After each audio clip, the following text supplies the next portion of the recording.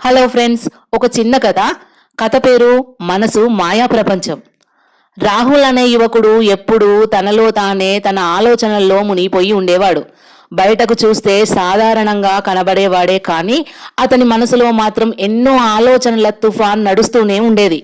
ఒకరోజు అతని గురువు చెప్పిన మాట అతని ఆలోచనలో మార్పు తీసుకొచ్చింది. ఆ మాట ఏంటంటే, మనసు అనేది ఒక అద్దం లాంటిది. నువ్వు దానిలో ఎలాంటి చిత్రం వేస్తే నీ ప్రపంచం కూడా అలానే కనబడుతుంది అని. రాహుల్ గమనించాడు, తాను భయాన్ని ఎక్కువగా ఊహిస్తే చిన్న చిన్న సమస్యలే పెద్ద పెద్ద పర్వతాల్లా కనిపిస్తున్నాయని. కానీ ధైర్యంగా ఊహించి ముందడుగు వేసినప్పుడు అదే సమస్యలు తేలికగానే పరిష్కారం అవుతున్నాయి అని. అతనికి అప్పుడు అర్థమైంది, మనసు నిజానికి మాయా ప్రపంచం. అది మన ఊహలను నిజం చేసినట్టే మనకు అనిపిస్తుంది. మనం దానిని నియంత్రిస్తే అది మనకి బలమవుతుంది, నియంత్రించకపోతే అది మనలను బంధిస్తుంది.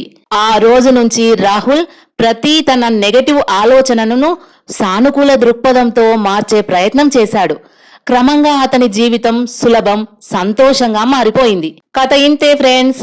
ఈ కథలోని సందేశం ఏంటంటే, మన ప్రతి ఆలోచన కూడా పాజిటివ్గా ఉన్నట్లయితే మన జీవితం సంతోషంగా ఉంటుంది అని అర్థం.